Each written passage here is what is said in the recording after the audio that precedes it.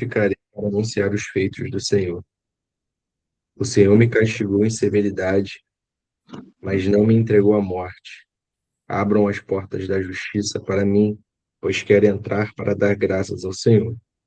Esta é a porta do Senhor, pela qual entram os justos.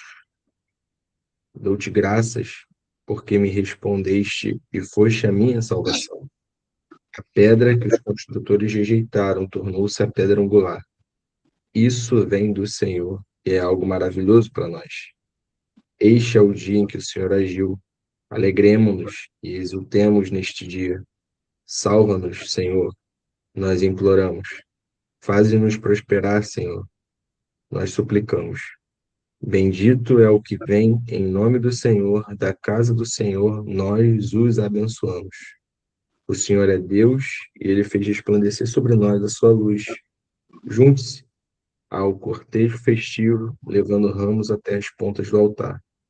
Tu és o meu Deus, graças te darei. Ó meu Deus, eu te exaltarei. Deem graças ao Senhor, porque ele é bom. O seu amor dura para sempre. Ora aí, Pepe, para a gente começar. Querido Deus, Pai,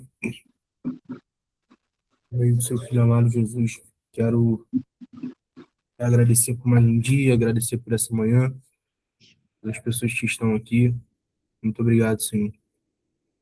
E quero pedir, nesse momento de estudo, que o Senhor abra nossos olhos e aqueça nossos corações, que o Espírito Santo nos guie, e nos leve ao entendimento, e que possamos ver a Cristo mais uma vez, através da tua palavra, Senhor. Muito obrigado por essa oportunidade, esse privilégio de estarmos aqui reunidos com a sua revelação aos nossos olhos. Mais uma prova que a misericórdia dura para sempre. Muito obrigado, Pai, por esse privilégio da tua misericórdia. Obrigado por essa manhã. Nós chamamos em nome de Jesus. Amém. Amém. Bom, irmãos, vamos lá. Meu irmão Denise, pode ficar à vontade para me interromper e tal. Vou tocando aqui o estudo hoje, mas pode sentir à vontade aí para a gente ir conversando, beleza? Tá ok, meu irmão. Vamos lá. Bom, acho que, dado até que a gente leva para o YouTube agora, é sempre bom reforçar em que pano de fundo que a gente faz os nossos estudos. Então, nós cremos que a Bíblia ela tem uma grande história e essa história é sobre como Deus redimiu a humanidade. E ela é dividida em, tal como na dramaturgia, nós cremos que existe um bloco de criação iniciado no Gênesis, mas não apenas esse texto que relata isso, onde todas as coisas que foram criadas foram perfeitas. Em seguida, nós cremos que existe um bloco de queda, iniciado em Gênesis 3, onde o homem ele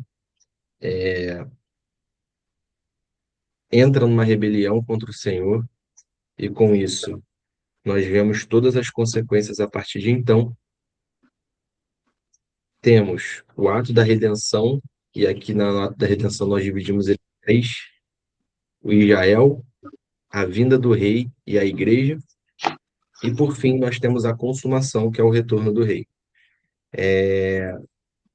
Até aqui, o que a gente viu, né? Nós vimos o ato um e o ato 2. Então, nós vimos o ato um, que foi a criação, onde a gente fez alguns estudos que, resumidamente, nós contemplamos o Deus Criador, então percebemos ali a ordem da criação, a maneira como as coisas foram criadas e a organização delas, até em contrapartida ao que era pregado na época, né, que na época ali do deserto, principalmente se levarmos em consideração que foi Moisés que escreveu, havia uma ideia de criação que era de mundos se colidindo em uma grande guerra cósmica, como se o mundo fosse criado a partir do caos. E Moisés escreve com uma ideia de que o mundo, na realidade, foi criado através de uma ordem, de uma organização. Então, isso era contraintuitivo, digamos assim, na época. Então, nós aprendemos um pouco sobre isso. Aprendemos também logo de início que Cristo, ele não é o fim das coisas como se ele fosse o fim da linha. Cristo é o fim como finalidade. Então, tudo foi criado por meio dele e para ele. E antes que tudo fosse criado, ele já existia. Então, nós já balizamos que tudo que nós estudaríamos dali para frente teria uma visão cristocêntrica, uma vez que ele é a peça que Deus usa, se é assim que a gente pode chamar, sem querer ser irreverente, mas é a peça que Deus usa para unir, né, a sua criação depois da queda, que no caso é a redenção.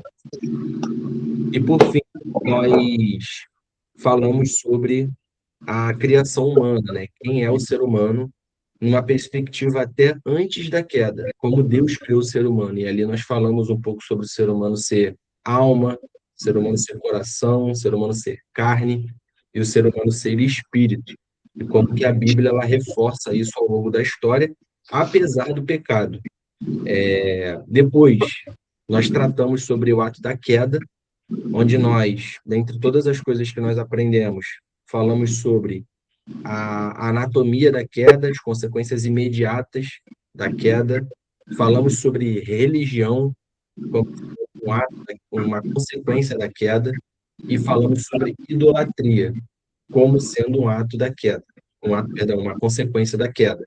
Então, aqui nós balizamos de que o homem, ele não peca e por isso é pecador. Nós concluímos que o homem peca porque ele é pecador. Logo, o pecado ele não é circunstancial, ele é existencial. O ser humano foi totalmente manchado pelo pecado, ainda que ele não seja totalmente mau. Até porque a gente até falou um pouco sobre, mas depravação total não é uma abordagem que o homem ele é tão pecador quanto ele pode ser. Depravação total tem a ver com pura, a totalidade que o pecado alcançou e não a sua profundidade. Até porque nós somos limitados por diversas leis e por essa razão nós não somos tão maus quanto podemos. Mas ainda assim o pecado alastrou-se em toda a nossa existência. E aí nós estamos aqui nesse ato da redenção, que é quando Deus ele starta a partir de Gênesis 3:15, e lá está o proto-evangelho, né, a primeira menção do evangelho. Queria até ler porque ele é a base do que a gente está estudando. Gênesis 3, versículo de número 15 diz: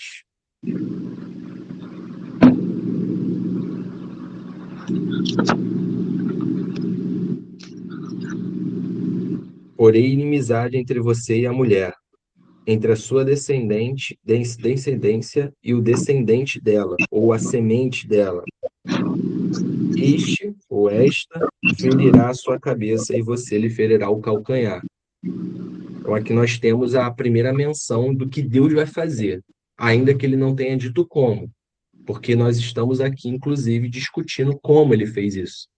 E na semana passada, nas últimas 3 semanas, nós falamos um pouco sobre o capítulo de Gênesis, sobre a escolha de uma família para si, e agora nós estaremos estudando sobre a escolha de um povo para si. Quando Deus ele escolhe um povo a partir de uma família que ele escolheu no Gênesis. Antes da gente falar sobre o Êxodo, eu queria destacar novamente essa imagem, porque ela vai ser a imagem balizar que a gente vai usar em todo esse estudo da redenção. Nós falamos isso no primeiro estudo da redenção, e eu queria trazer isso novamente, de que essa imagem representa, ela prefigura como que se dá a redenção. A redenção se dá por um Deus que a todo momento busca a humanidade, enquanto o homem sempre recua-se dessa busca desse Deus. Então nós vemos e nós veremos hoje mais uma vez que é Deus quem dá a partida. Sempre é Deus buscando, apesar dos pecados dos homens. Amém? Então, o título de hoje é O Deus que Desce. Redenção, Lei e Presença. Amém? Amém. Antes da gente entrar no Êxodo propriamente dito, vou voltar aqui.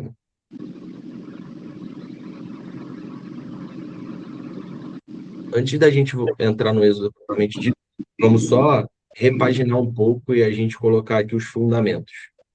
Primeiro, citando aqui uma frase desse camarada que eu não vou dizer o nome, Herman Bavinck, mas ele é um grande estudioso do Antigo Testamento e uma das frases que ele traz é: a história da redenção é a história de Deus, restaurando sua criação por meio de Cristo.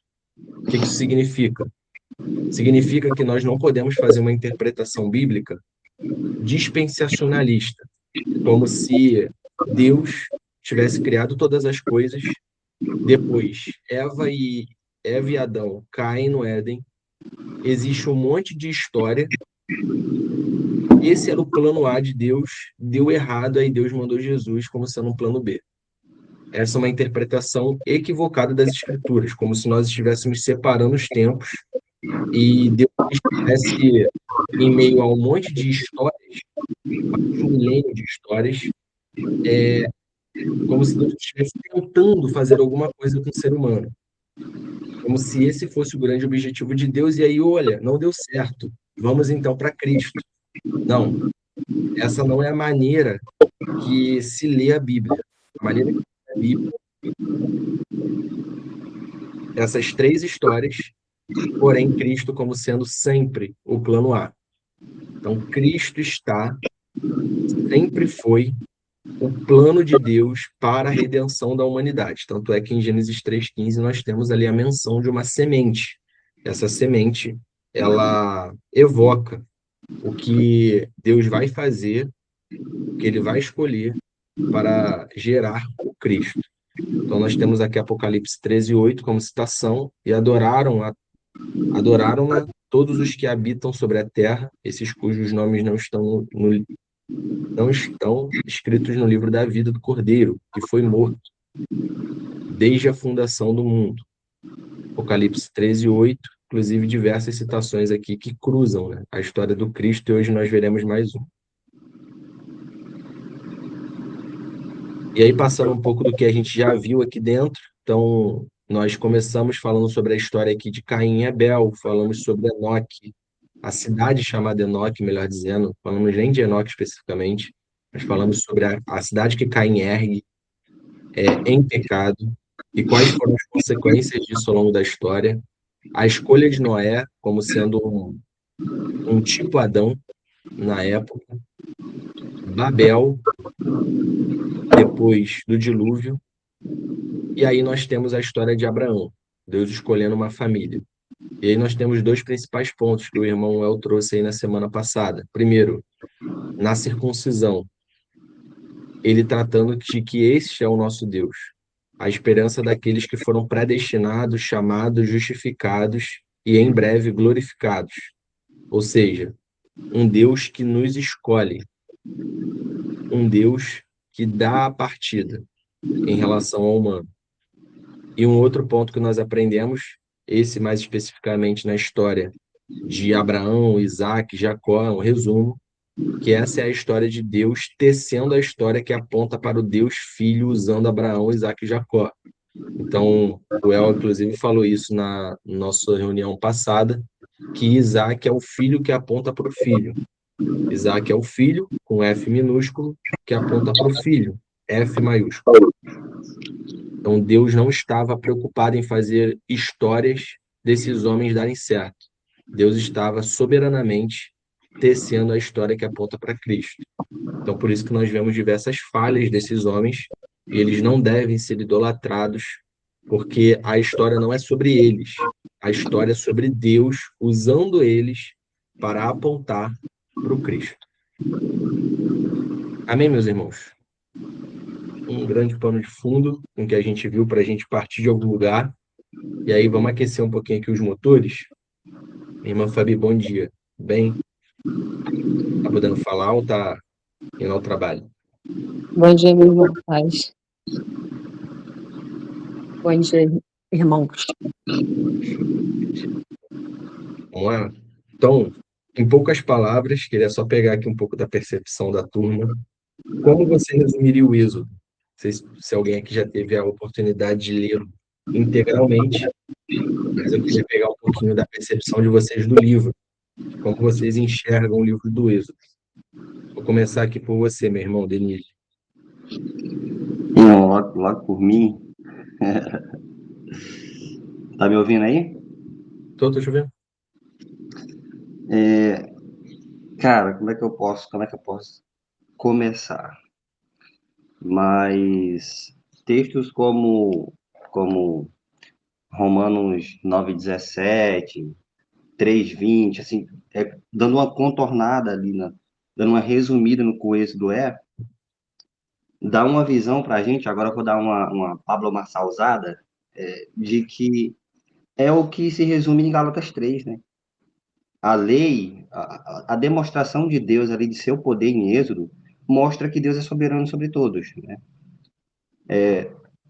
O pastor Paulo, ele gosta de dizer que Deus ali em Êxodo, ele demonstra o seu poder explicitamente. É como se ele, quando não só conduzisse a história, mas ele quisesse que aquele povo escolhido participasse, sentisse e vivesse o poder de Deus, a demonstração do que Deus teria para eles, de que Deus era o provedor, não só o provedor, mas o condutor.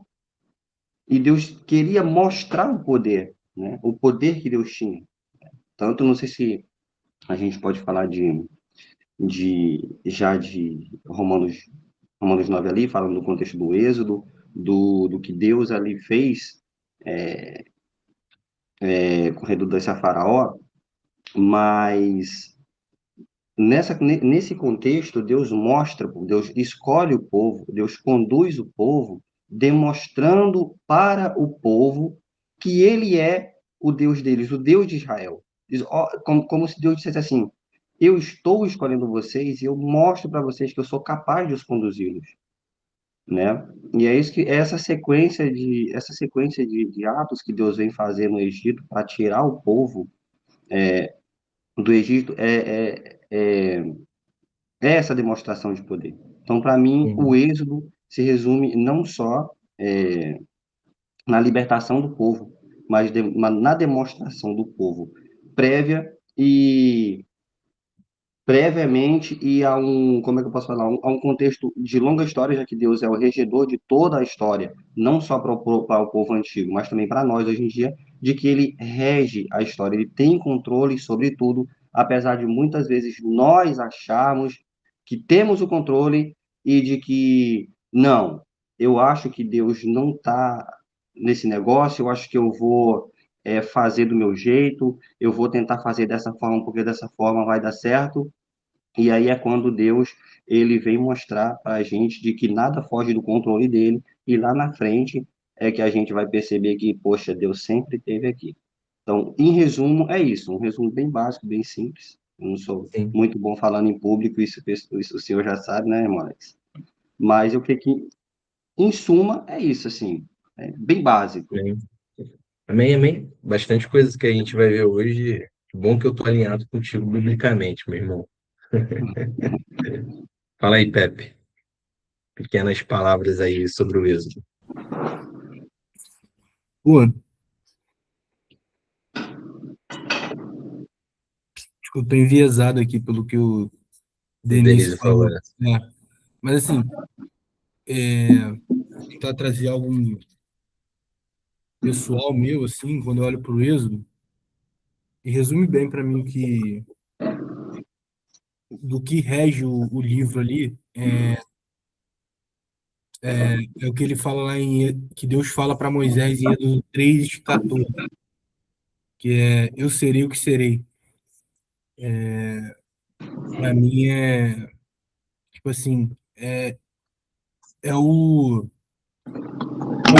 livro, sabe?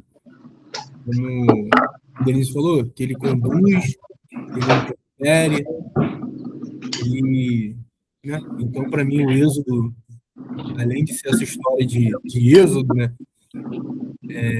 com relação a Deus, assim, realmente ele firma essa frase no livro, né? Eu serei o que serei. Parece que essa frase ecoa no livro todo, porque ele repete, não que ele repita a frase, né? Mas que ele sempre é o que ele quer ser, né? Porque tem uma frase, eu até pesquisei aqui que o El botou no estudo dele, que é um pacto, redenção é um pacto sangrento, soberanamente administrado por Deus, né? Então, no Êxodo, ele de fato mostra sua face ali de diversas formas, e ali é a forma mais palpável, assim, de vermos a Deus em suas virtudes ali. Boa. E aí, minha irmã, Fabi? Irmão Dionísio? É Dionísio? Denise. Denise, Hã? Denise. Hã? Denise. Denise. Irmão Denise?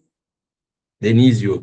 Denísio. Denísio. Irmão Denísio não fala em público, imagina se falasse. Meu Deus. Meu irmão, tu tá mutado, tá, Denise? Desculpa, meu irmão. Tá mutado. Aí, agora. Agora foi, agora foi. Não, pelo amor de Deus. É, cara, eu gosto muito do livro do Êxodo, né? E embora a ponte, né? A ponte para Cristo, né? Porque Cristo é a nossa verdadeira libertação, né? Eu vejo assim o Êxodo como se Deus quisesse revelar, não a sua totalidade, né? Mas revelar um povo que o povo não conhecia ele. Foi uma geração que saiu do êxodo, nossa, 4 séculos que viveram escravizados, e é um povo que foi totalmente corrompido, né, pela cultura egípcia, né, vários deuses, tanto que eles saíram do Egito, mas o Egito não saíram deles. Então eu acho que o êxodo ali é Deus se revelando quem ele é, porque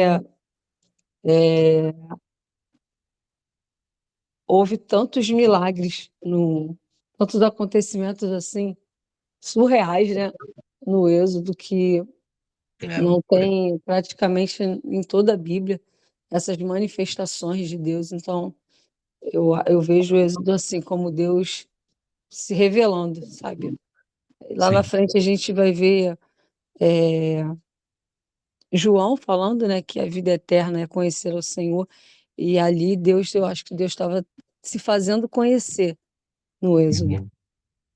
Sim, verdade. E, amor? Vou.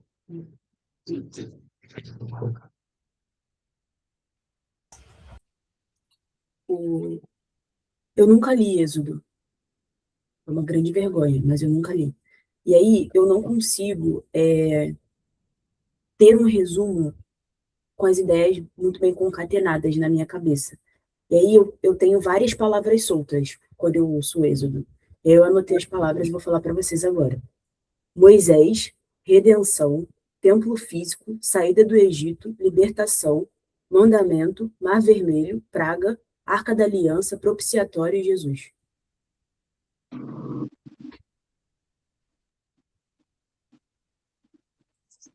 Excelente, meu amor. Muito bom. Palavras-chave do livro. Tá bom também. Então tá bom. Acho que assim, livro do Êxodo é o livro central do, do Pentateuco, porque acho que até pegando um pouco do que a Fabi trouxe, ele mostra a Deus de uma maneira que ainda não havia sido mostrado, digamos assim, pelo menos antes do Éden, né? Vamos colocar assim. É o que o Denise falou um pouco, né? Essa demonstração de poder era algo que ainda estava muito linkado a homens, né? E aí você vê aqui realmente Deus escolhendo um povo para si. Mas vamos lá, meus irmãos, só um alinhamento rápido de expectativas que é importante. Esse vai ser um estudo dividido em duas partes. Essa primeira parte, nós estudaremos do Êxodo 1 ao Êxodo 19, e na semana que vem trataremos sobre o 19 em diante, porque é exatamente essa forma também que o Êxodo ele meio que é dividido como seus atos mais importantes. E aí eu disse isso uma vez na minha igreja, e vou repetir aqui. O capítulo talvez mais importante do Êxodo é o capítulo 19. Tudo está sendo direcionado para esse momento, para o Êxodo 19, que é o momento que Deus desce. Fisicamente, né? Ali acontece o que a gente chama de uma teofania. Então, Deus está descendo no Monte Sinai e tudo é construído para esse momento, porque Deus quer esse momento com o seu povo. Então, hoje a gente vai tratar sobre essa introdução e na semana que vem o grande ápice da história, que é o Êxodo capítulo 19, tá? Para a gente iniciar, vamos ler do Êxodo capítulo 1, versículo do 1 ao 7. Para esse momento, nós escolhemos o tema, o silêncio que não é abandono. Êxodo capítulo 1, do 1 ao 7. Diz assim: São estes, pois, os nomes dos filhos de Israel, que entraram com Jacó no Egito, cada um com sua respectiva família: Ruben, Simeão, Levi, Judá, Isacar, Zebulon, Benjamim, Dan, Naftali, Gade e Azer. Ao todo, os descendentes de Jacó eram 70. José, porém, já estava no Egito. Ora, morreram José, todos os seus irmãos e toda aquela geração. Os israelitas, porém, eram férteis, proliferaram, tornaram-se numerosos e fortaleceram-se muito, tanto que encheram o país. Então, meus irmãos, Êxodo começa com tudo aquilo que a gente viu no Gênesis, digamos, pelo menos nos seus homens, né, que levaram o Gênesis basicamente, que é a grande família de Abraão, inexistente. Já não existe mais os homens aqui que eram a família de Jacó, que inclusive depois vão derivar aqui as 12 tribos, né, de Israel, já não existia mais. E passaram-se de José até esse tempo aqui, estima-se 400 anos. Inclusive, eu queria... Denise, meu irmão, eu vou te mutar aqui só porque o meu áudio está vazando, tá? Tá ok, eu tô tentando ativar o Bluetooth aqui. Pode mutar aí, meu irmão. Valeu. Passaram-se 400 anos. Inclusive, eu ainda não me aprofundei para entender a correlação disso, tá? Porque o meu estudo aqui ele foi para outro lugar, mas existe aqui uma grande, vou chamar de coincidência nesse primeiro momento, tá? Todos aqui sabendo que não existem coincidências na Bíblia. Mas aqui é uma grande coincidência porque existiu também um período de um longo silêncio de Deus na Bíblia, que foi o período de Malaquias a João Batista, inclusive com o mesmo tempo calculado, de 400 anos, que é o período que nós chamamos de interbíblio. E posso dizer que nesse tempo Deus também agiu soberanamente, apesar de não ter falado nada, pelo menos biblicamente falando. E me parece que as histórias são parecidas, uma vez que Moisés é um tipo Cristo. Então, a história de Moisés, ela tipifica a história de Cristo. Não é o contrário. Não é Cristo que está tipificando Moisés. A história de Moisés está tipificando o que vai acontecer em Cristo. E o que acontece em Cristo é basicamente o que acontece na história do Êxodo. se vocês pararem para analisar, e nós analisaremos. Mas eu queria já deixar aqui uma pulga na cabeça de vocês nesse sentido, de que passaram-se os mesmos períodos entre Malaquias e João Batista, ou Malaquias e Cristo, digamos, e também o período de Gênesis a Êxodo. Os israelitas se tornaram numerosos, encaminhando assim uma das promessas que Deus fez a Abraão. Então, a Bíblia ela é clara em dizer que os israelitas se multiplicaram. E isso foi o que causou terror ao Egito e ao faraó, que por sua vez não conhecia José, que era um grande amigo do Egito. Então, esse faraó retardou esse crescimento do povo hebreu e os prendeu ou escravizou no Grande Egito. Então, esse é o grande contexto, pelo menos no primeiro momento, do Êxodo, tá, meus irmãos? Nesse ponto aqui, alguém quer trazer algum comentário? Não? Beleza. Então, uma frase aqui que Deus não se esqueceu de sua promessa, mas estava preparando o cenário para que sua glória fosse manifesta contra o maior império da época.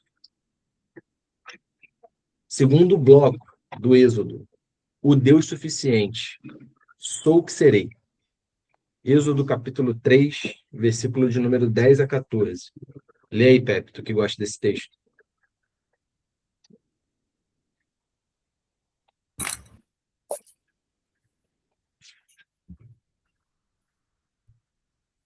Agora venha, e eu enviarei o Faraó. E eu enviarei a Faraó, para que você tire do Egito o meu povo, os filhos de Israel. Então Moisés perguntou a Deus: quem sou eu para ir a Faraó e tirar do Egito os filhos de Israel? Deus respondeu: eu estarei com você, e este será o sinal de que eu enviei. Depois que você tiver tirado o povo do Egito, vocês adorarão a Deus neste monte. Moisés disse para Deus: eis que quando eu for falar com os filhos de Israel e lhes disser, o Deus dos seus pais me enviou a vocês, eles vão perguntar, qual é o nome dele? E então eu lhes direi. Deus disse a Moisés, então, o que eu lhes direi? Então, Deus disse a Moisés,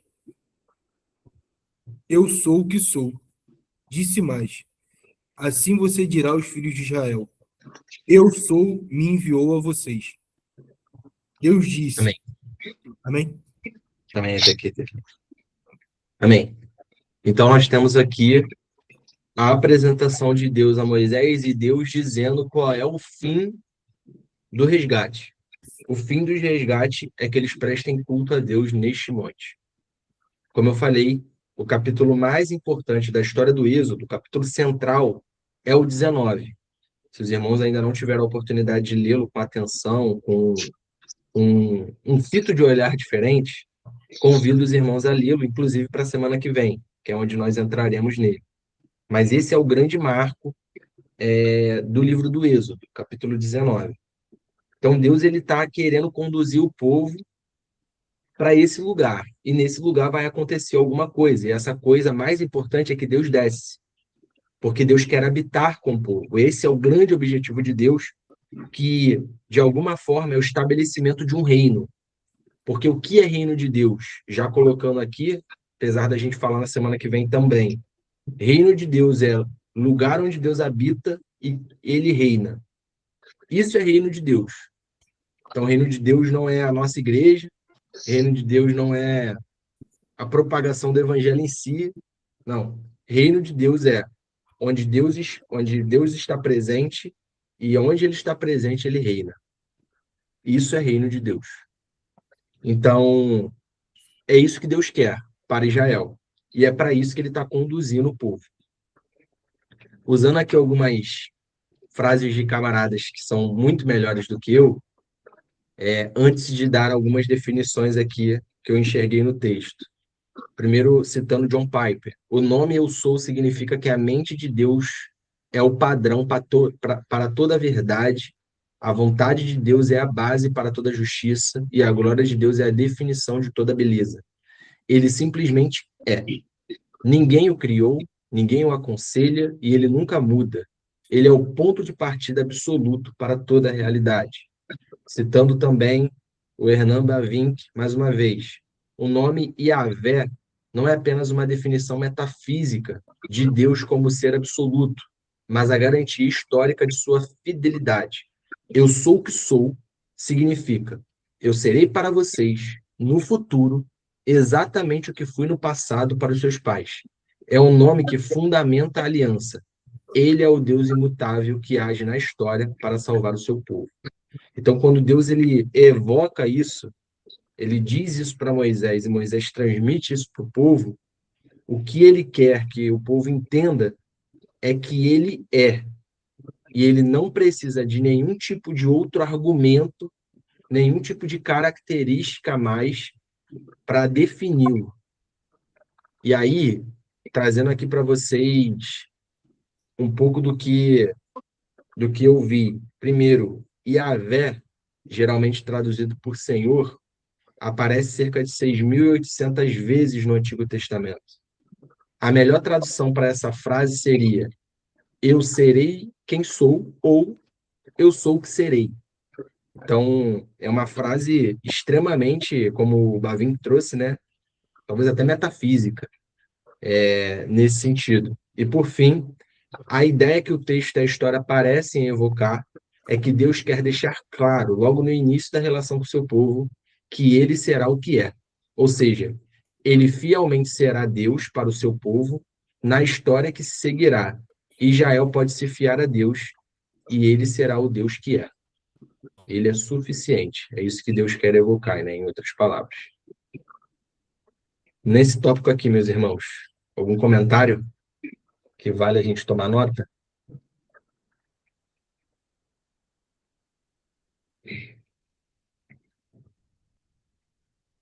Não? Só um ponto teológico só, Fala. só para o pessoal já ir aprendendo aí, se caso um dia for questionado.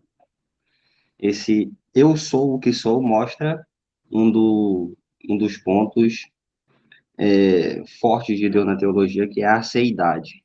Deus subsiste por ele mesmo, ele é o que é, e é justamente nesse ponto que eu acho que o nosso Deus põe o paradoxo da pedra no chinelo, para quem entende aí. Fica essa pedrada. Muito bom. Excelente.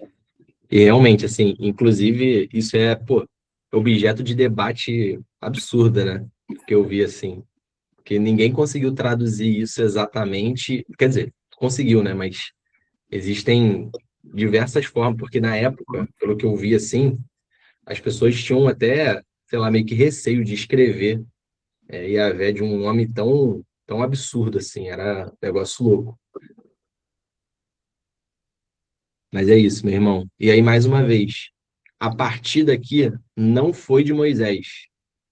Muitas das vezes a gente coloca os homens da Bíblia num lugar como se a busca por Deus ela fosse totalmente natural para eles. Mas não. Se nós lermos o capítulo 3 todo, nós não faremos isso por conta do tempo, mas quem vê o sofrimento do povo, quem chama Moisés é Deus. Deus. Não é Moisés que tem uma partida. Não é Moisés que vai até ele. É Deus que está fazendo o movimento. Amém? E aí, o texto aclamado da manhã, que eu fiz questão de trazer porque ele levanta bastante conversas, que é o endurecimento do coração de Faraó. A estratégia que Deus vai usar para resgatar o povo, uma vez que o povo está sob a ordem, né, sob o domínio de uma tirania. Então, aqui nós vemos um tirano regindo o povo. E Deus ele vai tirar o povo dessa tirania. Como ele vai fazer isso? Entre todas as maneiras, mas a principal, a primeira coisa, é que ele endurecerá o coração de Faraó. E aqui, meus irmãos, eu queria ouvi-los. O que significa dizer, na visão de vocês, que Deus endureceu o coração de Faraó? Aqui eu usei uma frase que ela é atribuída a Agostinho, e vocês vão entender por que que eu a usei. Mas é o sol que endurece e o sol que derrete. O que significa dizer que Deus endureceu o coração de Faraó? Vou começar aqui pela Fabi. Vai lá, Fabi. Logo eu, irmão. Meu Deus. Começa aí, pô. Não, a princípio parece que Deus está conduzindo a história como se fosse como se o povo, como se todo ser humano fosse uma marionete, digamos assim. Mas ali já no contexto mesmo e no real significado da palavra, né, no hebraico, não significa, dá a impressão de que Deus usa Faraó. Embora a gente tenha, né, o entendimento da soberania de Deus, de que ele faz o que ele quer, mas ali fala, revela que o coração de Faraó já era duro, já era endurecido. Enquanto não havia arrependimento, não havia, com as demonstrações do poder de Deus, ele não se arrependia, ele não se curvava, muito pelo contrário, ele só ainda mais obstinado, né, em ter o povo ali cativo, quando na verdade aquele povo ali era o povo escolhido de Deus. Então, o endurecimento do coração do Faraó, para mim, é isso. Ele já tinha essa natureza, esse coração já duro, e Deus só incrementou aí algo que já era da natureza dele, entendeu? E aí, meu amor?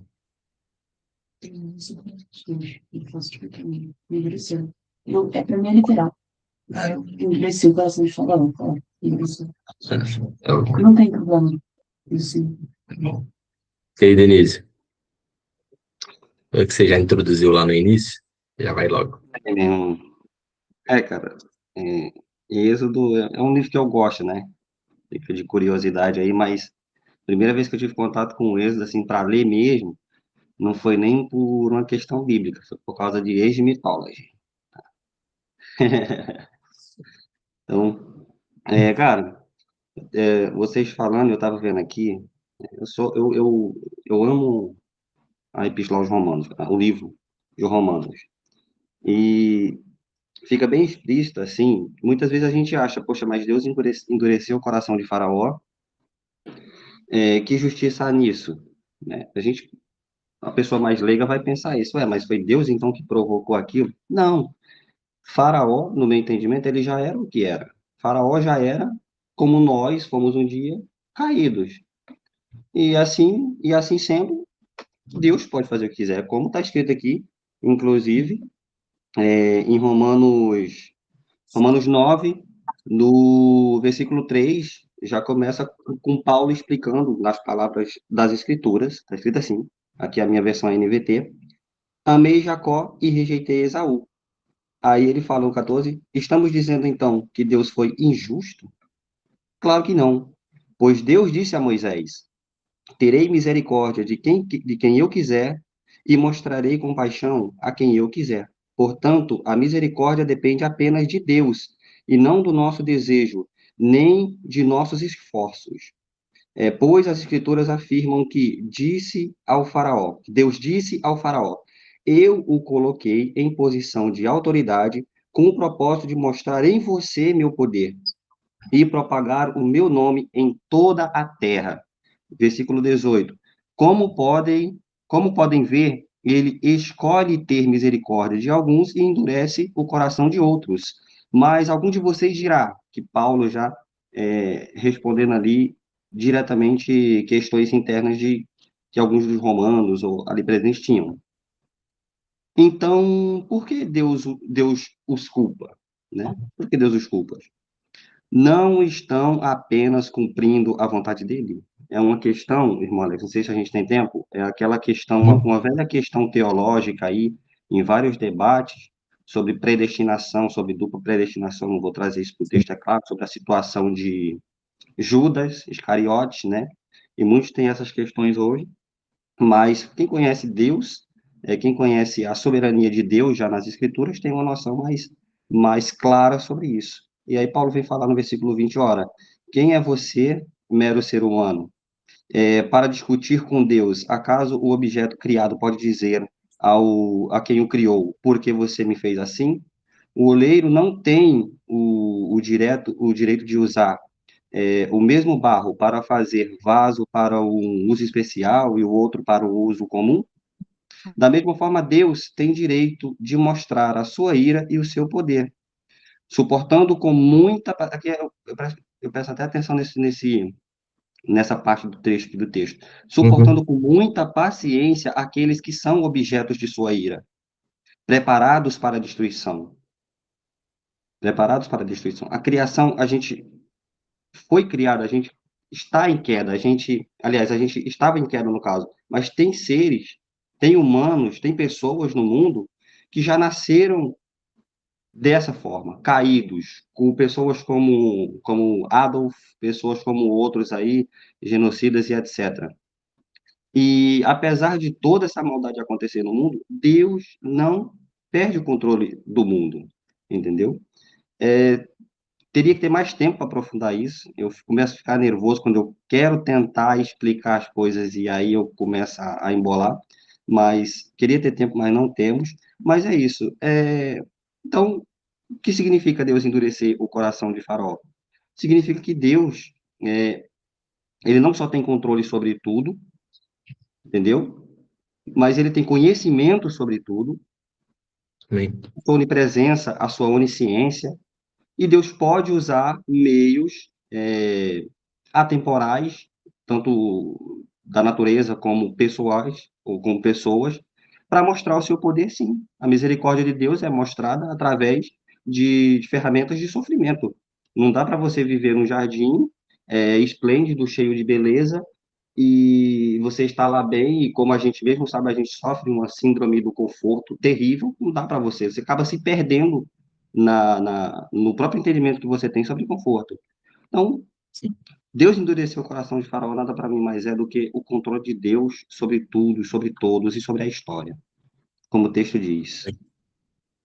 Amém. Não sei se ficou E bem aí, Pepe? explicado, irmão, não sei se embolei demais. Nas palavras de Paulo, tu apelou por conta das palavras de Paulo, velho. A palavra de Paulo é bem Eu É acho sintetizante. que tenso, é tenso, meu irmão, é tenso. Eu tentei aqui, mas as palavras de Paulo são, como Pedro diz, difíceis.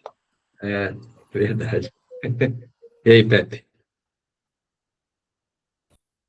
então, mano, eu vou nessa linha aí também de, tipo, não é que Deus pegou uma pessoa justa e inocente e transformou o coração dela em mal, sabe? Ele Isso, irmão Pepe, isso. Falou em 5 segundos o que eu.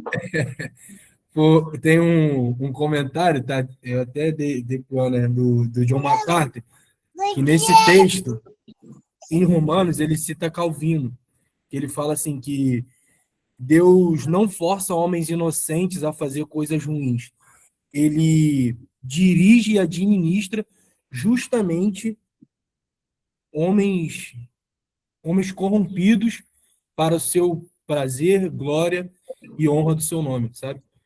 Então, assim, ele não é que ele pegou um coração bom e transformou. Foi até um pouco do que a Fabi falou, tipo, o faraó já era, com certeza já era inclinado a isso, porque é um coração sem Deus. É ruim, é mal, ele só administrou, né? Vamos por assim dizer. E só para pôr, né? Eu gosto de um texto para isso aí. Efésios 1:11.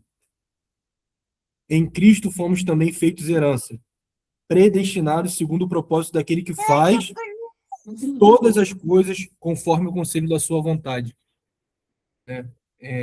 Então, assim, ele, no fim, ele faz conforme o conselho de sua vontade. Então, explica um pouco.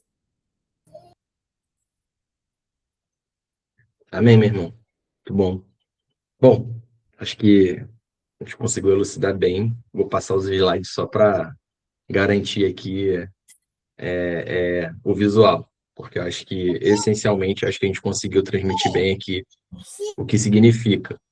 Mas a primeira coisa, e aí eu queria só usar aqui os textos bíblicos, Êxodo 4:21 esse endurecimento de Faraó, ele vai ser citado diversas vezes no Êxodo, diversas vezes, em tempos diferentes.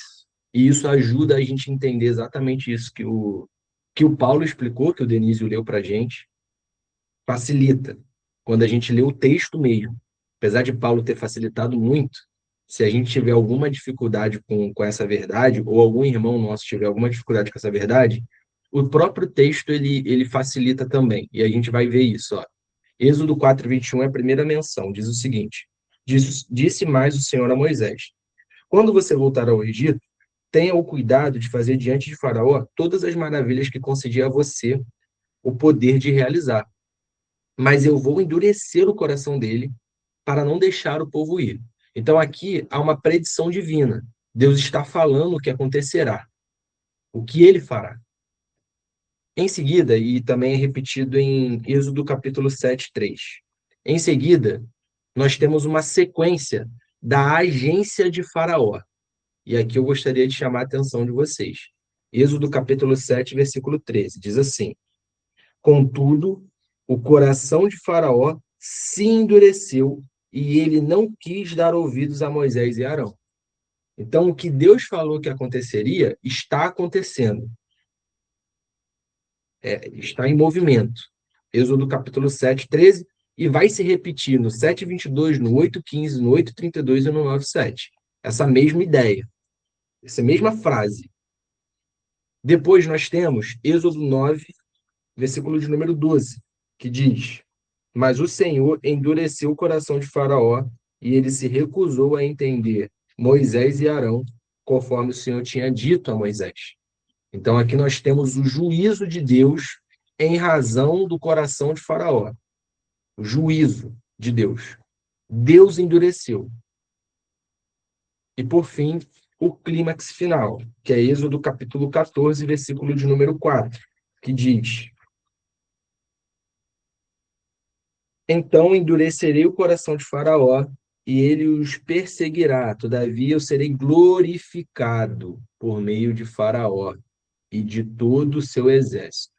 Nós sabemos, meus irmãos, que todas as coisas foram criadas para glorificar a Deus.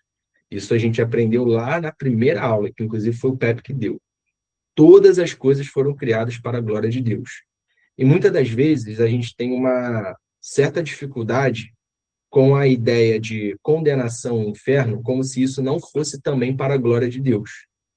E a verdade, meus irmãos, é que Faraó, acho que o Denise até leu esse texto, porque Paulo explicou isso também, foi colocado para a glória de Deus desta forma.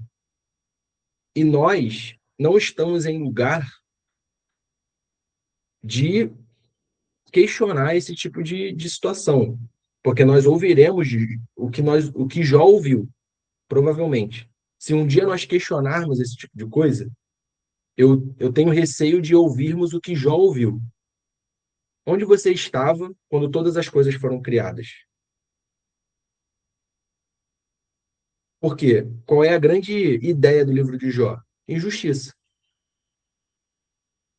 Há um homem justo. Essa é a ideia do livro de Jó, que não é respondida. Deus não responde isso. Porque chega um determinado momento que Jó fala assim: olha, eu sou justo. O que vocês estão falando aí é que se Deus fosse justo, que se Deus é justo, eu sou injusto. Mas não, eu sou justo.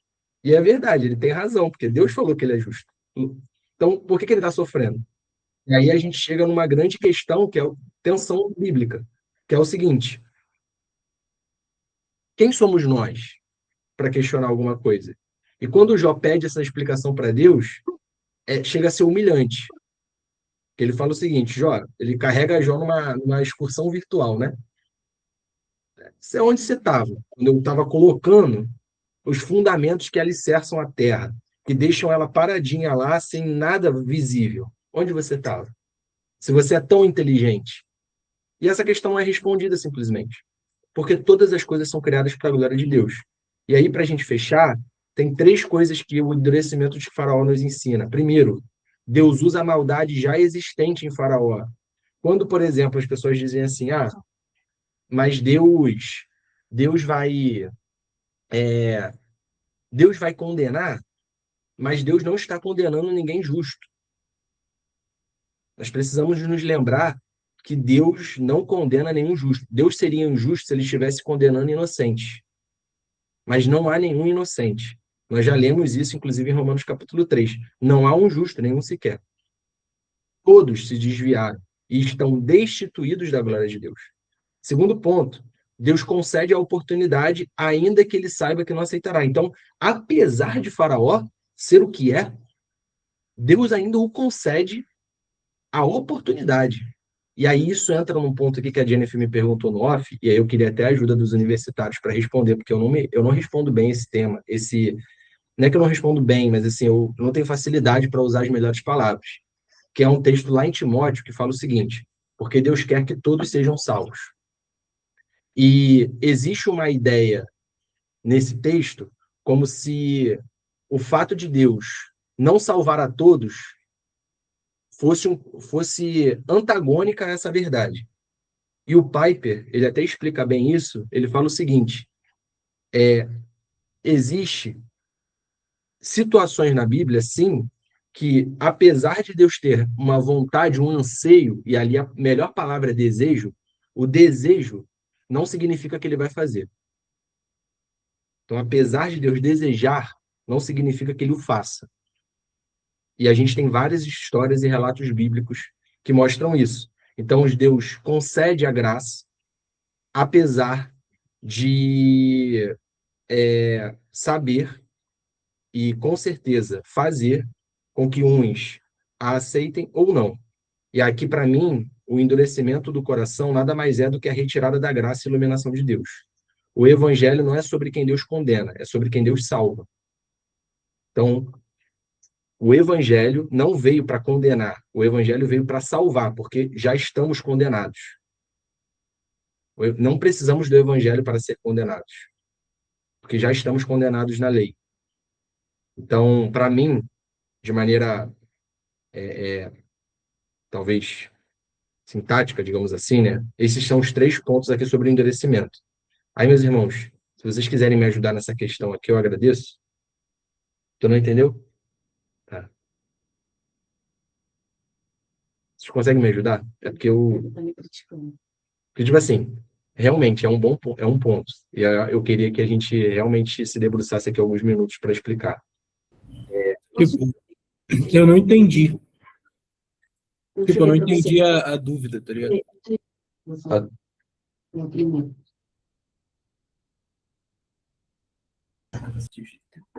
Amigo, vou ler o texto para você, tá?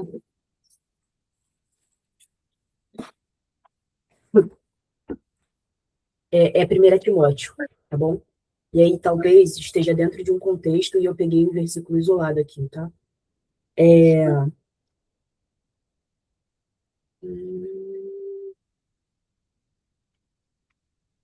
Versículo 4, capítulo 2, tá?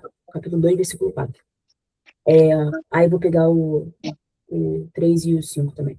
Isso é bom e agradável perante Deus, nosso Salvador, que deseja que todos os homens sejam salvos e cheguem ao conhecimento da verdade.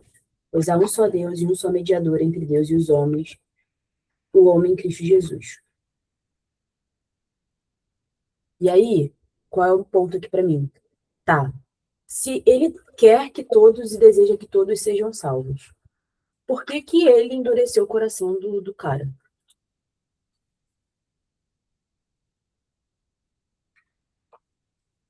Acabei com o pop?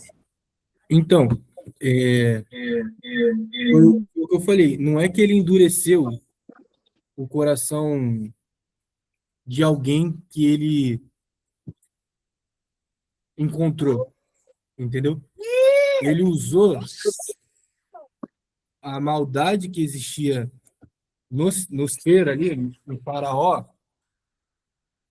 naquele momento, daquele contexto. Tanto que o texto bate muito nisso. E o Senhor endureceu o coração.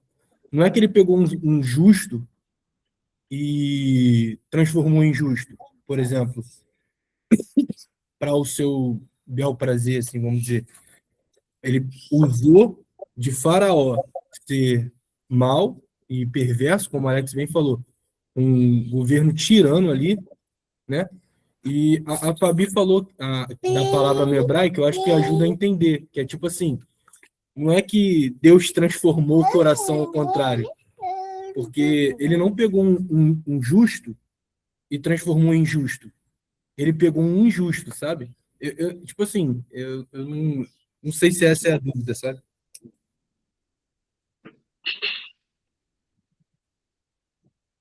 Tem um livro do Piper. Esse livro aí diz isso, sobre a vontade de Deus Deus salvar. deseja que todos sejam salvos? Essa é a pergunta que o Piper responde. E aí, para a gente só elucidar melhor. Isto me parece correto e pode ser ilustrado de novo ao refletirmos sobre 1 Timóteo, capítulo 2, verso 4. Diz que Deus deseja que todos os homens sejam salvos e cheguem ao pleno conhecimento da verdade. O que devemos dizer a respeito do fato de que Deus deseja algo que não conhece na realidade? Conforme entendo, há duas possibilidades. Por quê? O que está impedindo Deus de salvar a todos, dado que Ele quer?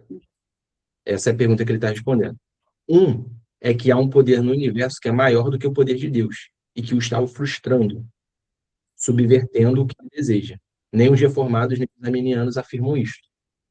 A outra possibilidade é que Deus não quer salvar a todos, embora deseje que todos sejam salvos, porque é algo que ele quer ou deseja mais, algo que seria perdido se ele exercesse o seu poder soberano para salvar a todos. E aqui está a diferença entre monergistas e sinergistas. Os sinergistas, eles creem que o que faz Deus desejar mais do que... Porque todos vão concordar de que Deus não salva a todos. Todos vão concordar nisso. Apesar dele querer, mas ele não salva. Ele não salva por quê? Porque é algo que ele deseja mais. Para os sinergistas, o que ele deseja mais é um lugar de relacionamento do ser humano. Por isso, ele dá ao ser humano livre-arbítrio. Então, o sinergista vai crer que a salvação ela é sinérgica, né? Ou seja, Deus ele não vai romper com a vontade humana, porque é a vontade humana que produz relacionamento e Deus quer o relacionamento. Essa é a base. Já o monergismo, ele vai crer que o que Deus deseja mais do que salvar a todos é a sua glória. E para a glória ser exercida, existe a necessidade, se é que eu posso dizer isso, não sei se essa é a melhor palavra, de você não salvar a todos. Por quê? Porque o homem é mau. É isso que o Pepe está falando. Existe uma maldade no homem e que precisa ser e que precisa de algum modo ser punido e vai ser de fato. Entendeu? Eu entendi a dúvida da Jennifer agora. Tipo assim, realmente gera dúvida mesmo. Tipo assim, se ele deseja e ele trabalhou no coração de Faraó alguma coisa, se de fato ele... Por que não para que ele fosse salvo, entende? Entendi. É, Assim, tem. é genuíno, eu acho. Mas acho que o que o Alex falou aí é bem claro também. É porque o texto. Tá me ouvindo aí? Sim. Estamos ouvindo, irmão? Ah, tá. É porque realmente, irmão, é uma coisa, é um assunto bem áspero. Porque, assim, quando eu já pensei muito sobre isso também, até porque existe essa grande briga. Hoje eu estou na igreja presbiteriana, mas um dia eu fui muito batista antes de ter a noção do que seria reformado.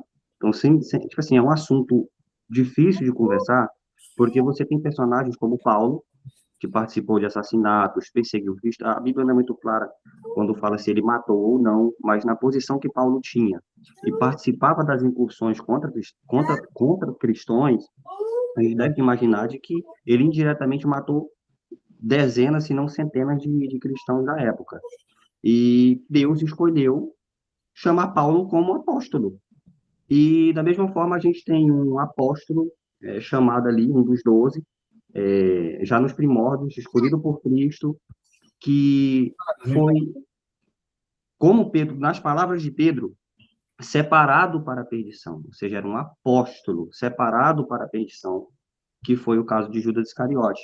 Então, Deus rege a história aos seus moldes, deixa a sua palavra para que nós podemos refletir, apesar de nós não termos todas as respostas, eu creio que a palavra seja clara em muito, e a gente não deve se ater muito o trabalhar na sombra, não na sombra, no silêncio das escrituras, né?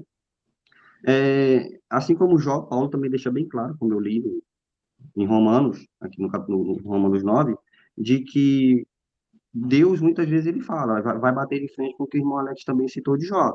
Ora, quem é você, mero humano? Falando aqui, Paulo fala, ora, quem é você, mero humano, para discutir com Deus? Muitas coisas são realmente difíceis. Por que que Deus escolheu salvar a Paulo e separou, de acordo com as palavras de Pedro, é, Judas para a perdição? Entendeu? E eu vou me abster de me aprofundar mais, porque aí eu vou querer trazer visões de apócrifos, que tem o Evangelho de Judas, em que ele traz uma narrativa, poxa, que muitas vezes você olha e é fora da palavra de Deus, mas traz uma ideia ali do pessoal da época que escreveu, bem convincente sobre a perdição de Judas, né? Mas é um texto bem difícil, irmã Jennifer. É um texto difícil, e o que eu posso dizer é que Deus, como a própria palavra fala, ele escolhe ter misericórdia de quem ele quer e escolhe punir quem ele quer. Aliás, punir não, porque quem não aceita Cristo já está em estado de perdição. Mas a salvação está para todos, e aí, usando também a explicação do irmão Alex, Deus quer que todos sejam salvos, porém, Deus é amor e misericórdia, então ele nos dá a livre agência. Eu gosto de usar o termo livre agência, porque arbítrio a gente não tem, ou a gente é escravo do pecado, ou a gente é escravo de Cristo. Eu prefiro ser escravo de Cristo. Amém. Amém. Eu gosto muito do texto que fala que a salvação é por Pertence. graça e por meio da fé. E aí, quem crê está salvo, quem não crê já está condenado, né? Como foi dito aqui. Então, eu acho que a fé entra muito forte nesse ponto, da gente crer. E no Novo Testamento fala muito disso. A tua fé te salvou. Fala muito da fé. E aí eu acho que entra um pouco aí dessa turma que veste essa camisa, da ação do ser humano, embora nós acreditamos na soberania de Deus, porque o próprio João 3,16 vai falar que Deus amou o mundo de tal maneira que deu seu único filho para que todo aquele que nele crê não pereça, mas tenha vida eterna. Então, você vê uma ação ali do ser humano. O ser humano creu. E por ele crer, né, ele será salvo. Aí é a fé. E, só que também tem a salvação pela graça. Então, eu acho que é um combo, digamos assim, que facilita muito o meu entendimento. Porque Uhum. realmente Sim, parece muito contraditório. A Deus na sua soberania. Se ele pode e ele faz o que ele quer, e se ele tem o desejo de salvar todas as coisas, então por que ele não salva? Realmente parece contraditório. sim. Mas Mas é porque também, minha irmã, é o que o Piper fala. Parece não, né? É isso. Se ele não salva todos, ele não salva por quê? Por que que Deus não salva todos? Se ele quer salvar a todos? Inclusive, em qualquer das visões. Por que que você acha que Deus não salva todos? então, porque o homem não creu. Beleza, mas quem creu, creu por conta do Espírito Santo, porque a Bíblia Sim. é clara sobre isso. Então, foi o Espírito Santo que convenceu o homem. Por que que ele não convence também quem não creu? Por que que ele faz essa acepção? E aí não é por causa do endurecimento do coração? Se eu Pois bem, vive mas da. mas você também tinha um coração endurecido e Deus quebrou seu coração. Ah, Por mas que que ele porque não pode Deus fazer isso sabia com que outro? eu ia me quebrantar. Para deixar Mas mais aí, doce, para deixar mais doce a questão, por que Paulo foi escolhido quando não cria?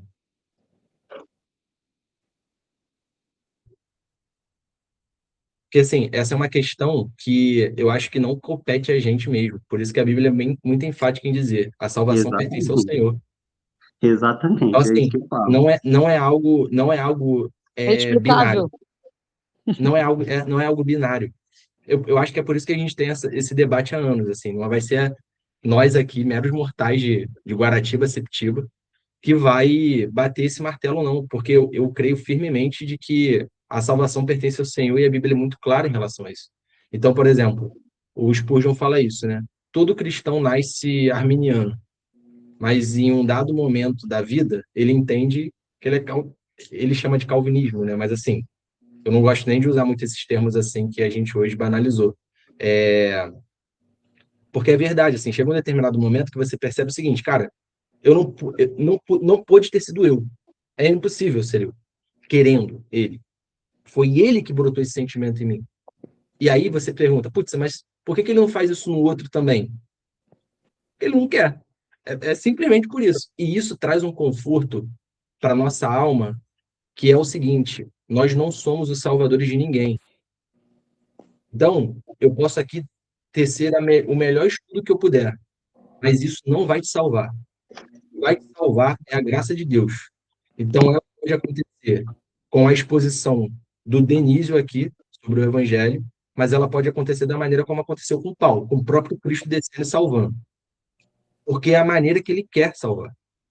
Não existe essa coisa, para mim, do ser humano tomar uma decisão, porque no fim do dia essa decisão é gerada pelo Espírito Santo. É ele que. Aí eu vou explicar melhor esse texto aqui, ó, que é Agostinho que fala: o mesmo sol que derrete a cera endurece o barro. Olha o que Agostinho explica sobre a ideia de salvação. Ele diz o seguinte: Agostinho usa essa imagem para defender que Deus não injeta malícia ou pecado no coração do homem. O sol é um só, o seu calor é o mesmo. A diferença no resultado final não está no sol, mas na natureza do material que recebe o calor. A cera, o coração regenerado, no caso o nosso coração, cremos assim, quando o calor do sol, a revelação da palavra e o poder de Deus bate na cera, ela se amolece, se molda e se rende.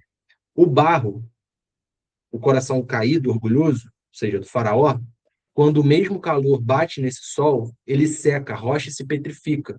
Então, para Agostinho, o faraó era como barro, diante dos milagres e das ordens de Deus, em vez de se humilhar, a sua própria natureza pecaminosa reagiu com ainda mais orgulho e teimosia.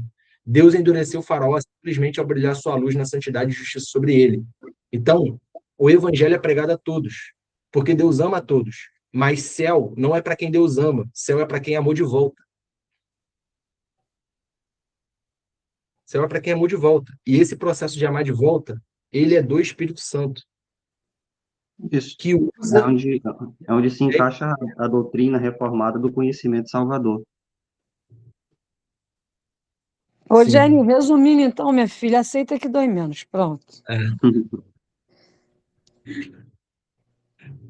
Continuando, para a gente fechar, o juízo teológico e uma guerra santa. Executarei juízo sobre todos os deuses do Egito. Eu sou o Senhor. As pragas. Êxodo 7, 8, 9, 10 e 11. Não vai dar para a gente ler todos os textos, então vou passar aqui. Por que Deus manda as pragas da maneira como ele manda? Pedi aqui para lá. Por que Deus manda as pragas da maneira como ele manda?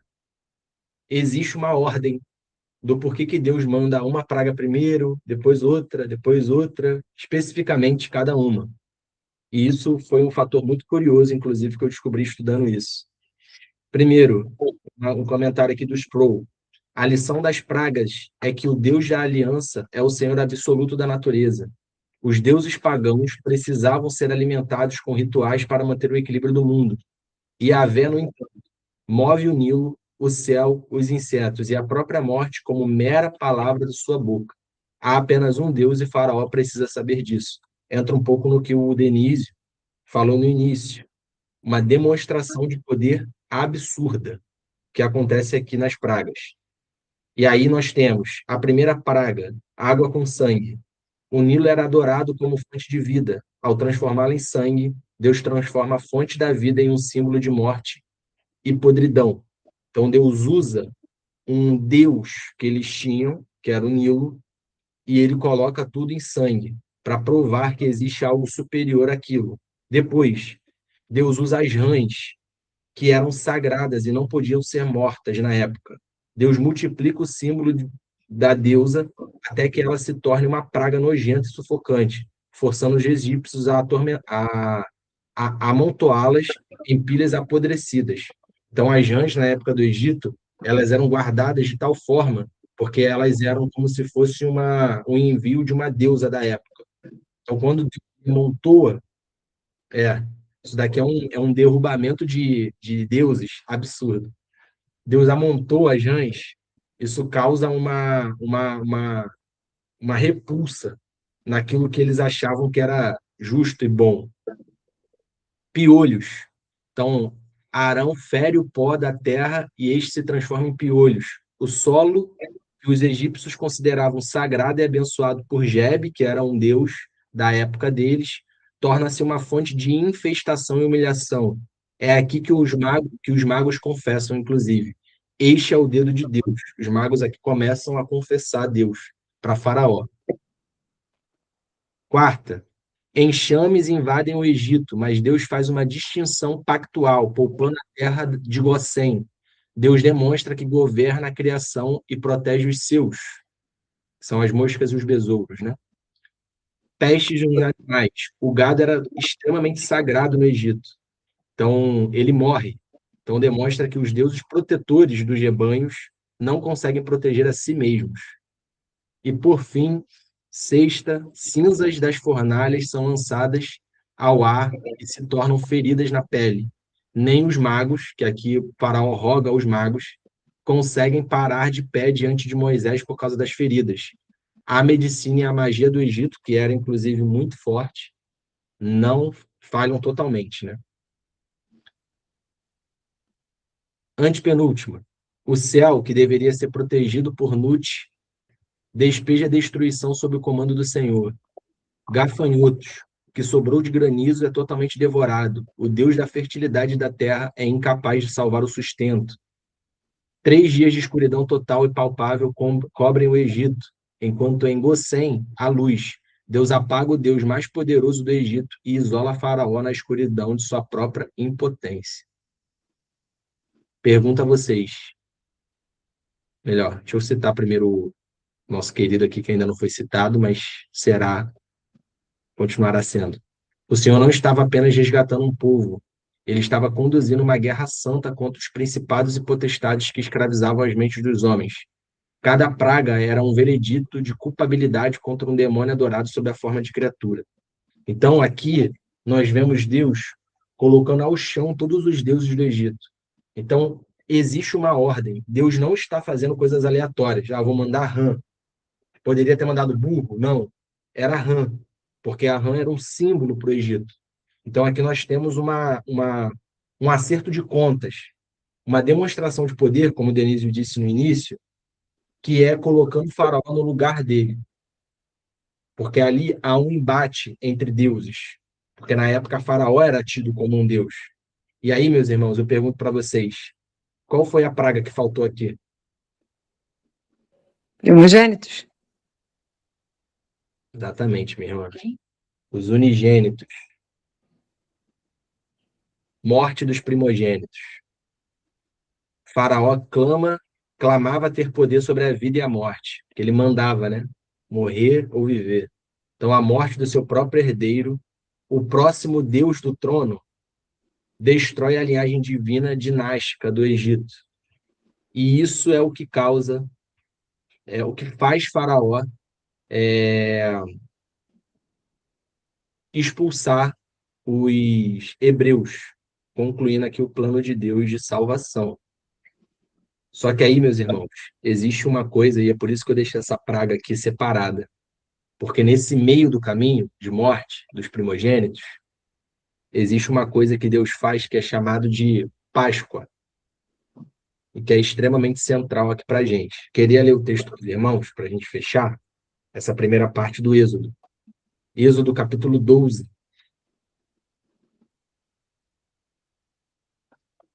Êxodo, capítulo 12. queria fazer até um exercício. Ô, Pepe, tu tá por aí ou tá correria aí com a Laurinha? Tá aí?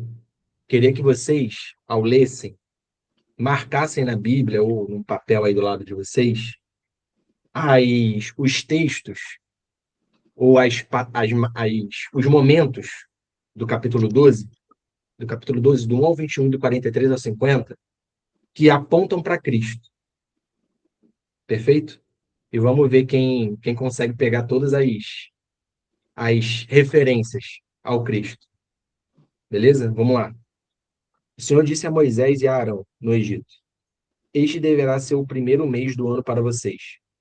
Digam a toda a comunidade de Israel que no 10º dia deste mês todo homem deverá separar um cordeiro ou um cabrito para a sua família, um para cada casa. E uma família for pequena demais para um animal inteiro, deve dividi-lo com seu vizinho mais próximo, conforme o número de pessoas e conforme o que cada um puder comer. O animal escolhido será macho de 1 ano, sem defeito, e pode ser cordeiro ou cabrito. Guardem-no até o 14º dia do mês, quando toda a comunidade de Israel irá sacrificá-lo ao pôr do sol. Passem, então, um pouco de sangue nas laterais e nas vigas superiores das portas das casas, nas quais vocês comerão o animal. Naquela mesma noite comerão a carne assada no fogo, com ervas amargas e pão sem fermento. Não comam a carne crua, nem cozida em água, mas assada no fogo, cabeça, pernas e vísceras. Não deixem sobrar nada até pela manhã. Caso isso aconteça, queimam o que restar. Ao comerem, estejam prontos para sair, cinto no lugar, sandálias nos pés e cajado na mão. Comam apressadamente. Esta é a Páscoa do Senhor. Naquela mesma noite, passarei pelo Egito e matarei todos os primogênitos, tanto dos homens como dos animais, e executarei juízo sobre todos os deuses do Egito. Eu sou o Senhor. Sangue será um sinal para indicar as casas em que vocês estiverem. Quando eu vir o sangue, passarei adiante. A praga de destruição não os atingirá quando eu ferir o Egito. Este dia será um memorial que vocês e todos os seus descendentes celebrarão com festa do Senhor. Celebrem-no como decreto perpétuo. Durante 7 dias comam pão sem fermento. No primeiro dia tirem da casa o fermento, porque quem comer qualquer coisa fermentada no primeiro ao 7º dia será eliminado. Convoquem uma reunião santa no primeiro dia e outra no 7º. Não façam nenhum trabalho nesses dias, exceto da preparação da comida para todos. É só o que poderão fazer. Celebrem a festa dos pães sem fermento, porque foi nesse mesmo dia que eu tirei os exércitos de vocês do Egito. Celebrem esse dia como decreto perpétuo por todas as suas gerações. No primeiro mês, como um pão sem fermento, desde o entardecer do 14º dia até o entardecer do 21º. Durante 7 dias vocês não deverão ter fermento em casa. Quem comer qualquer coisa fermentada será eliminado da comunidade de Israel, seja estrangeiro, seja natural da terra. Não comam nada fermentado. Onde quer que morarem, comam apenas pão sem fermento. Corta para 43. Disse o Senhor a Moisés e a Arão: Estas são as leis da Páscoa. Nenhum estrangeiro poderá comê-la. O escravo comprado poderá comer da Páscoa, depois de circuncidado, mas o residente temporário e o trabalhador contratado dele não comerão. Vocês a comerão numa só casa. Não levem nenhum pedaço de carne para fora da casa, nem quebrem nenhum dos ossos. Toda a comunidade de Israel terá que celebrar a Páscoa. Qualquer estrangeiro residente entre vocês que quiser celebrar a Páscoa do Senhor terá que circuncidar todos os do sexo masculino de sua família. Então, poderá participar como natural da terra. Nenhum circunciso poderá participar. A mesma lei se aplicará ao natural da terra e ao estrangeiro. Todos os israelitas fizeram como o Senhor tinha ordenado a Moisés e a Arão. No mesmo dia, o Senhor tirou os israelitas do Egito, organizados segundo as suas divisões. Quantas coisas vocês anotaram? Versículo 3, versículo 5, versículo 6, versículo 12 e 13. 6 coisas? Pô, consegui anotar tudo não, mano. 6. 6? Fora as menções de 6. Não, beleza, mas o É. momentos assim. Tá bom. Vamos ver se tá no gabarito de vocês aí. Não que eu tenha pego tudo também, mas eu acho que eu consegui cobrir boa parte. Primeiro citando João Calvino. Considera o milagre daquela noite. O anjo destruidor entrou em todas as casas que não tinham um sinal. Se ele entrasse na casa de um egípcio, o primogênito morria. Se ele entrasse na casa de um israelita, sem o sangue, o primogênito também morria. Israel não foi poupado porque era inerentemente mais santo do que o Egito, mas porque um substituto morreu em seu lugar. A salvação é inteiramente baseada no sangue derramado. Então Israel, meus irmãos, não foi poupado porque tinha menos pecado. Israel foi poupado por conta do cordeiro morto.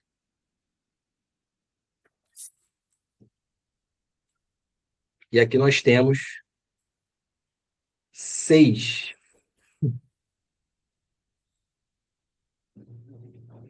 relações com o que acontece no Novo Testamento. Primeiro, Êxodo capítulo 12, verso 5. O cordeiro deve ser perfeito. Deus pede minuciosamente para que tenha menos de até um ano, né? E que seja perfeito. Êxodo 12, 46. Nenhum osso quebrado. Na crucificação, soldados quebraram as pernas dos ladrões para apressar a morte, mas ao chegarem a Jesus, viram que já estava morto e não quebraram as pernas, cumprindo a Escritura. O sangue deve ser aplicado. Então, Êxodo capítulo 12, verso 7. Não bastava o cordeiro morrer, o sangue precisava ser aplicado na entrada da casa. Da mesma forma, a morte de Cristo não salva universalmente de forma automática. Ela precisa ser aplicada ao pecador por meio da fé. O juízo passa por cima. Aqui está o significado da Páscoa. Passa por.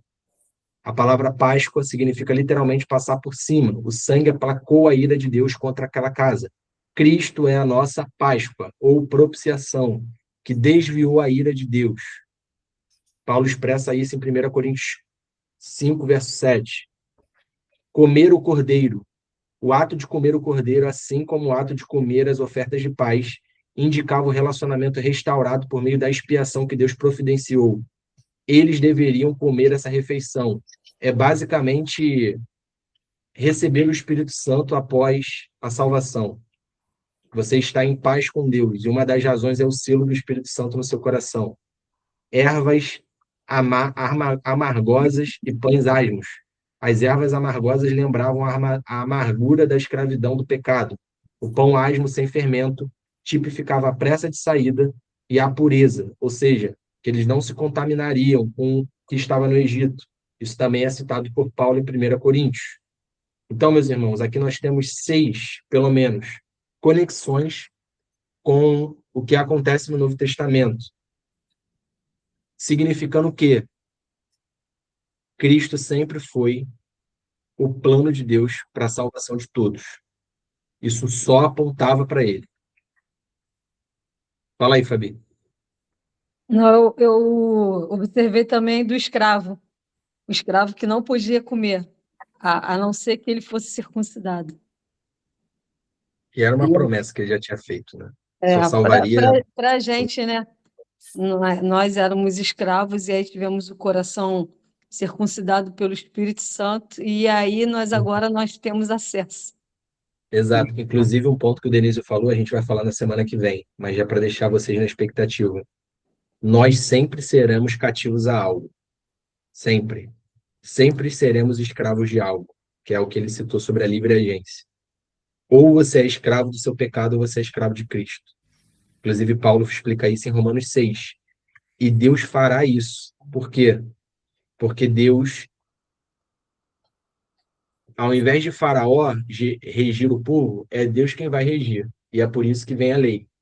Porque era comum quando o rei chegava, ele estabelecia uma lei para que o povo vivesse de acordo. Então, o ser humano, ele é sempre escravo de algo. E aí, ó, nós temos hoje a oportunidade de sermos escravos de um Deus amoroso, grandioso e misericordioso. Cara, E aí, tenho uma aí que eu anotei, que é 12:2. Este mês será para vocês o principal dos meses. Será o primeiro mês do ano. Tipo assim, ele ressignifica o calendário, esse cordeiro. Então, Cristo, né? Tanto que é antes e depois de Cristo. antes e depois de Cristo. Muito bom. E aí, meus irmãos, aqui nós temos algumas citações para não ficar sozinho. Eu gosto de procurar referências quando eu concluo algumas coisas, justamente porque não são ideias minhas, ou ideias do Pedro, ou ideias do Denise, da Jennifer, ou da Fabi. Aqui nós não pregamos uma roda inventada. Não há algo novo que precisa ser pregado. Pregamos algo que já foi há muito tempo já estabelecido. Então nós temos aqui Spurgeon: o sangue nos umbrais das portas não era para que Israel visse, mas para que Deus visse. Quando eu vir o sangue, passarei por cima de vocês. Minha paz e segurança não dependem da minha força, da minha fé, mas do objeto da minha fé, o sangue que satisfaz a justiça de Deus. A Páscoa nos ensina, Sproul, o coração da teologia reformada, a substituição penal. A justiça de Deus exige a morte pelo pecado. Naquela noite, ou morria o primogênito, ou morria o cordeiro inocente. No Calvário, o próprio Deus forneceu o cordeiro para que nós, os primogênitos da rebeldia, pudéssemos viver. Por fim, esse nome estranho aqui, mas eu gostei da frase dele: toda a história da redenção converge para este ponto. O Êxodo é o grande ato de libertação do Antigo Testamento, mas ele é apenas uma maquete, um ensaio geral para o verdadeiro Êxodo que Jesus realizaria em Jerusalém, libertando-nos não de Faraó, mas da condenação eterna, do pecado e de Satanás.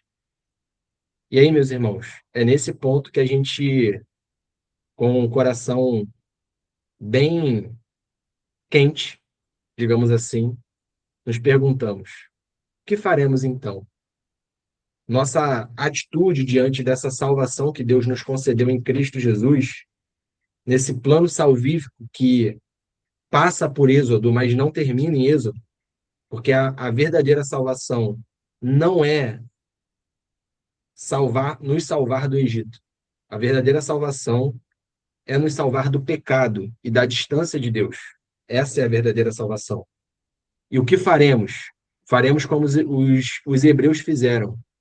Êxodo, capítulo de número 14, versículo 29, diz: mas os israelitas atravessaram o mar pisando em terra seca, tendo uma parede de água à direita e outra à esquerda. Naquele dia o Senhor salvou Israel das mãos dos egípcios, e os israelitas viram os egípcios mortos na praia. Israel viu o grande poder do Senhor contra os egípcios. Temeu o Senhor e pôs nele a sua confiança, como também em Moisés. Para nós, meus irmãos, Moisés é um tipo Cristo. Ele está tipificando Cristo. Então, para nós aqui, a cruz do Calvário é esse grande ato absurdo que aconteceu. Tal como o mar se abrindo, a cruz é o grande ato absurdo, de maneira análoga. E nós precisamos, no versículo 31, temer ao Senhor por toda a nossa confiança nele, como também em Cristo. Como também em Cristo. E aí nós temos aqui um cântico, que inclusive eu li Salmos 118, intencionalmente, porque Salmo 18 é um cântico de Êxodo capítulo 15, que é o cântico dos hebreus saindo do Egito. E Israel se torna, daqui em diante, propriedade exclusiva de Deus. E agora eles estão prontos para caminhar no deserto em direção ao Sinai, onde eu falei para os irmãos que é o ápice do livro, onde o Deus que os comprou revelará as cláusulas de como seu povo resgatado deve viver. Então, meus irmãos, na semana que vem trataremos sobre esse assunto aqui. Deus desce. Até o momento ele só está falando com Moisés, mas ele desce. E aí eu espero que os irmãos se encham de expectativas, porque fica melhor do que ficou até agora. É bom aqui, até aqui, mas semana que vem é melhor. Amém? Vamos falar um pouquinho, sentimentos e vamos orar aqui para a gente fechar. Começar pelo Pepe. Fala aí, Pepe. Sentimento nessa manhã. Muito bom, irmão. Muito 15 bom. primeiros capítulos de Êxodo.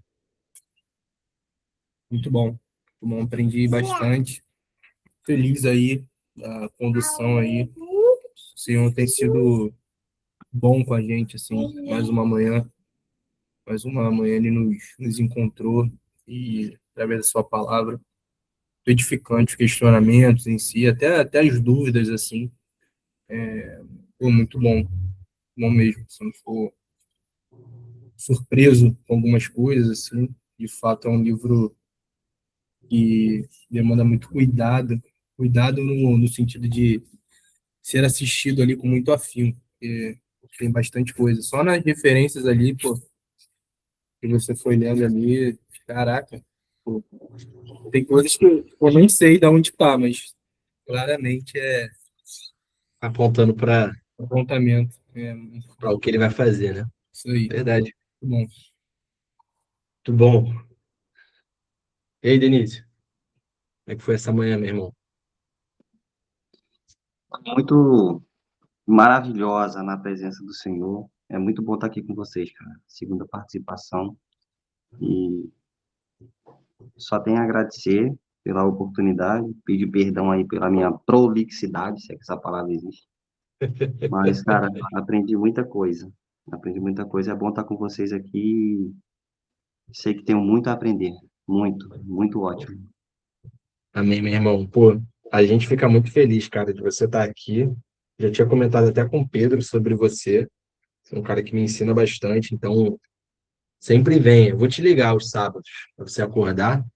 Por favor, E por as suas favor. contribuições aqui, elas foram ricas, de verdade mesmo, de verdade. Sempre bom a gente falar sobre Cristo. É como o senhor falou, meu irmão. É só palavra, nada é Denísio. Amém, amém, amém. Eu sei que sim, sei que você sabe que você é imundo, pecador. Como é pecador imundo. E aí, Fabi, como foi essa manhã, minha irmã? Livro de Êxodo, eu sei que você gosta. Deixa eu abrir a tela aqui. Eu gosto do Antigo Testamento, eu Eu confesso. gosto também. Eu Eu gosto. gosto também. Até falei com o Pedro, tipo assim, em ordem, seria o Pedro dando. Eu falei assim, pô, Pepe, eu vou te pedir para eu dar ele, porque eu amo o livro de Êxodo, cara. É uma paixão particular por ele no Antigo Testamento. Amanhã de aprendizado, o sentimento hoje é meio, depois dessas questões aí da Jenny, né? É um sentimento assim meio que Jó. Aham, aham, aham. Tô me sentindo como Jó. Mas quero compartilhar com os irmãos uma experiência que eu tive essa semana e, cara, demonstra-se muito a misericórdia de Deus, sabe? Atrelada aí a essa soberania. Ao mesmo tempo que a gente sabe que Ele é soberano e isso nos reduz a nada, é, ao mesmo tempo Ele é tão gracioso, tão, tão bondoso. Eu ministrei no domingo e eu não sei se eu coloquei no grupo, acho que eu coloquei no grupo, não sei. Concordo. Eu coloquei, né? Irmãos, a semana eu acho que o irmão Denísio não tá, né, no grupo. Tá no grupo, Ah, não, né? tá no grupo, ele tá no grupo, tá no grupo. Ah, tá. Então, eu cantei esse trechinho da canção com muita verdade, eu pedindo realmente, Senhor, eh, me faz me faz sentir esse amor, esse primeiro amor, porque eu lembrei muito da carta escrita à igreja de Éfeso, que era uma igreja ativa, que era uma igreja que trabalhava, era uma igreja que sofria por causa do nome de Jesus. E aí o Senhor falou: Mas eu tenho algo contra você, que abandonaste o teu primeiro amor. Lembra de onde você caiu, se arrependa e volte. E isso ficou martelando na minha mente, e quando eu ministrei, eu quero me apaixonar outra vez. Eu cantei isso com muita verdade, do fundo da Sim. minha alma, e eu pedi ao Senhor que eu quero perder o sono outra vez, irmãos. É, todas as vezes que essa semana eu fui acordada, e que eu sentia que era o Espírito Santo me acordando, eu falei, meu Deus, o Criador dos céus e da terra tá me acordando para orar. Meu Deus do céu, que isso, gente? assim, é muito, muito, muito absurdo. Muito absurdo como que um Deus tão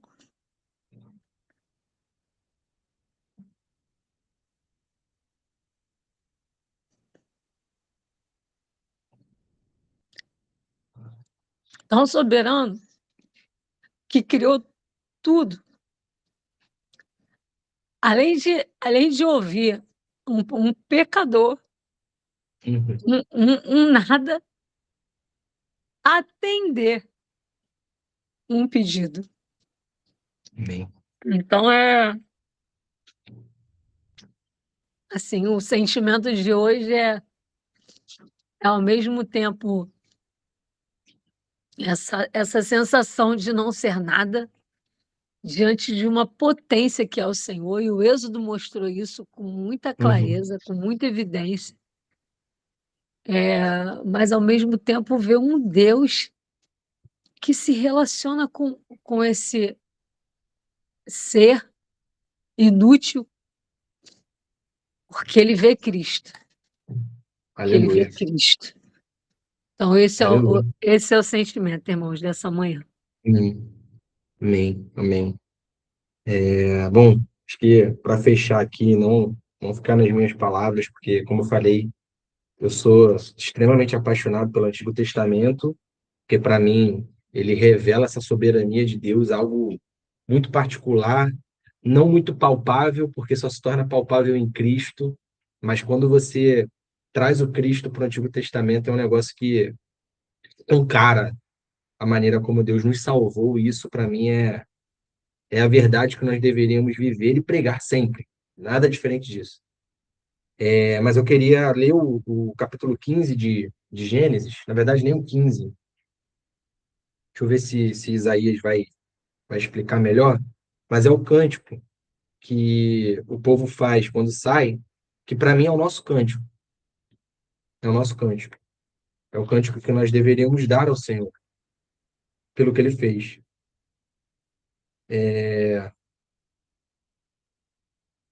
Vou até ler Isaías 12, porque Isaías, ele usa do cântico para falar o que virá. Eu gosto mais.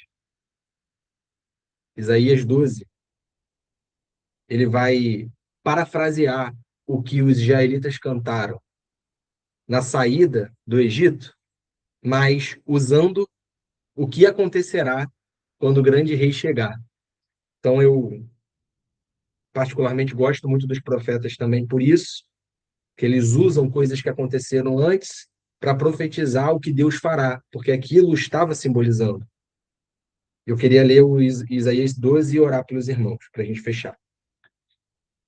Diz assim, Isaías 12: naquele dia, ou seja, no Cristo, no dia do Cristo, no dia da salvação, quando ele chegar, você dirá, Fabi, eu te louvarei, Senhor, pois estavas irado contra mim, mas a tua ira desviou-se, e tu me consolaste.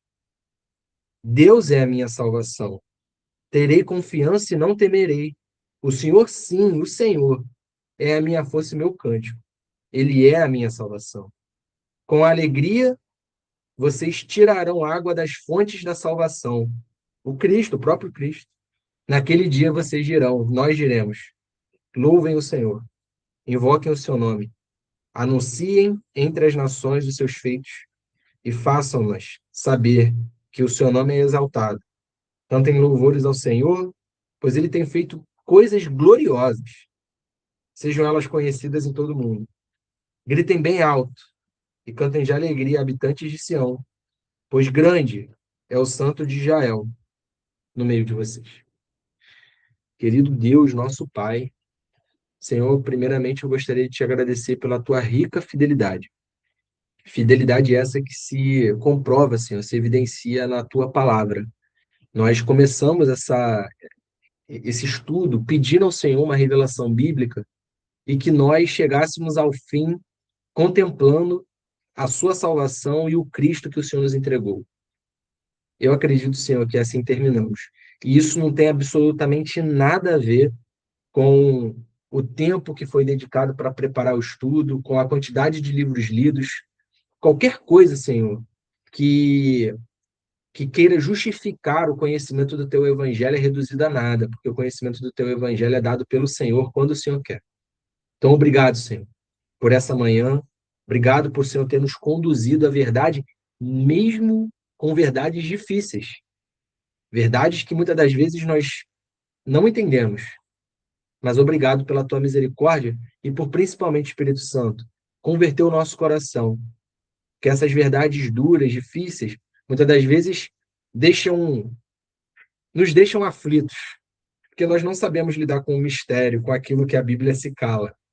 Mas que o Senhor não nos deixe, por favor, Senhor, não nos deixe incomodados com o silêncio das Escrituras, porque naquilo que as Escrituras falam, já tem bastante coisa e é suficiente para vivermos esta e a era por vir. Então, Senhor, muito obrigado pela tua verdade, pelo teu evangelho. Nós não nos cansamos aqui, nesse sábado de manhã, de pregar o evangelho. Para nós não é cansativo pregar as mesmas coisas, porque nós sabemos que isso é uma segurança para nós. Nós sabemos que é isso que nos mantém firmes.